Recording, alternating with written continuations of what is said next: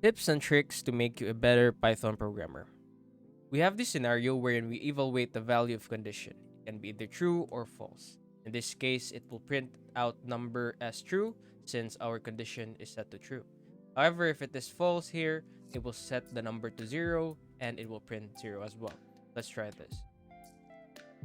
As you can see, it prints out once since our condition is equal to true. Let's try setting this to false. And as you can see, it printed out 0.